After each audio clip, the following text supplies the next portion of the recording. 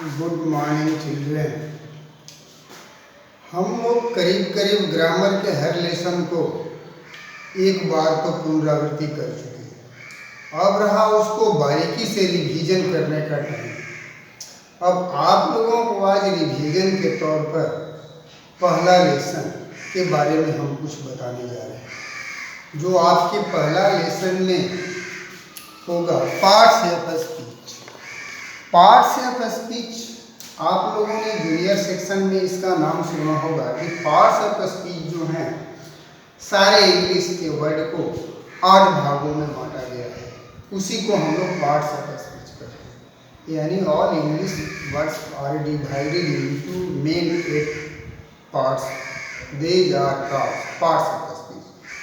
They work according to their sense in the sentence are called parts of the speech. Parts of the speech are mainly two in senior classes. Here is a lesson which will be clear about it. यहाँ एक आपका lesson है जो senior class में form classes and structure word के नाम से आप लोग सुने होंगे। वास्तव में ये form classes and structure word दूसरा लेसन नहीं है, पार्ट्स ऑफ स्पीच। यानी पूरी इंग्लिश वर्ड को सीनियर सेक्शन में बताया जाता है कि 2 भाग में बांटते हैं। यानी एक तो वैसे वर्ड हैं जो फ्रॉम क्लासेज कहा जाता है और दूसरे स्ट्रक्चर वर्ड होते हैं। यानी समझने के लिए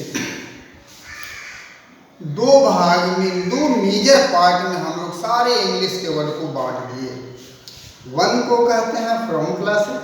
from classes words are the words that can change their form according to number, person and gender are called from classes. इसको हिंदी में समझने के लिए कि फ्रॉम क्लासेज वह शब्द है जो नंबर, पर्सन और काल के अनुसार क्या करता है कि अपना रूप बदल लेता है। इसलिए फॉर्म का मतलब ही होता है रूप बदल, वैसे शब्द जो रूप बदलने वाले होते हैं। अब रूप बदलने वाले शब्द में केवल 4 ही शब्द आते हैं।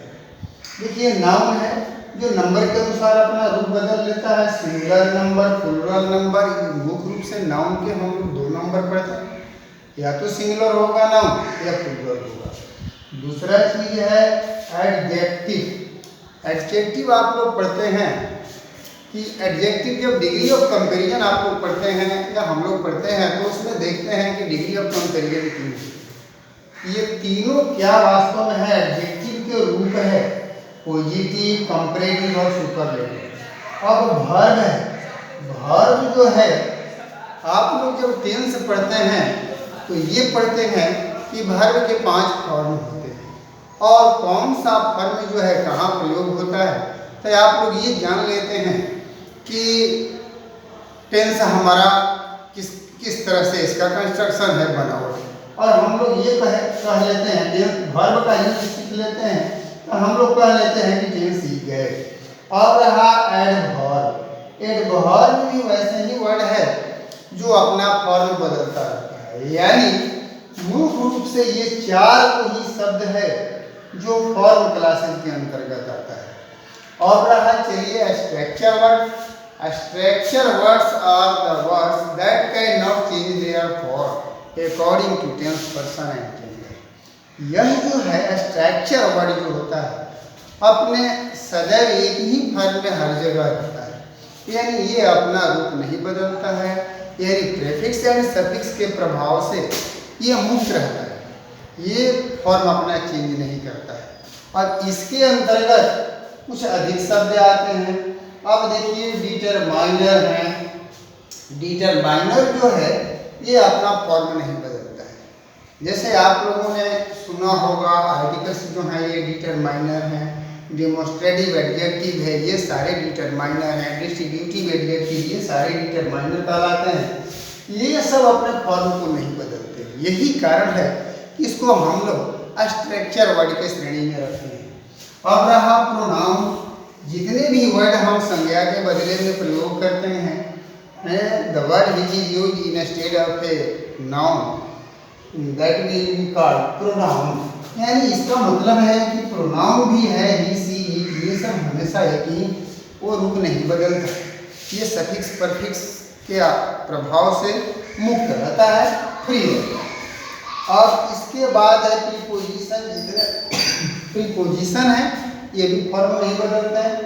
ऑक्सिलियरी यानी सहायक क्रिया, ये भी फॉर्म नहीं बदलता है। इंटेंसिफियर, अब रहा इंटेंसिफियर जो है आपका, ये जो है ये एक प्रकार का एडवर्ब है, यानी एडवर्ब को दो भाग में बांटा गया है।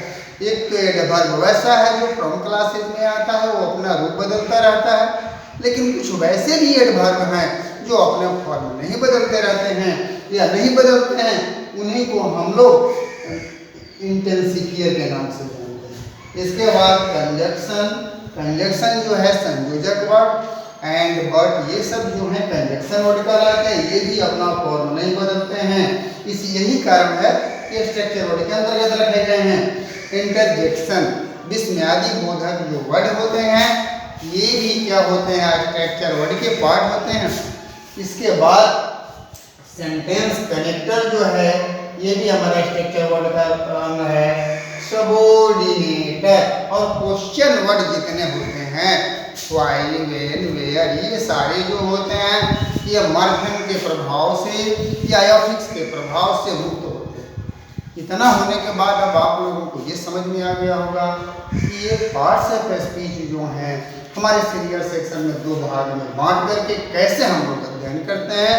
जैसे जूनियर सेक्शन में हम लोग पढ़े थे कि 8 भागों में बांटते हैं, अब यहाँ 2 भागों में बांट करके उसका बृहद अध्ययन हम लोग किए। अब आप लोग इसको रिवीजन के तौर पर देखिएगा तो क्लियर हो जाएगा, या किसी तरह की अब इसमें डिफिकल्ट हो तो आप लोग कमेंट करिएगा, उसमें फिर से हम रिवीजन के तौर पर आप लोगों को समस्याओं को समाधान किया जाएगा। बस आज इतना ही, धन्यवाद।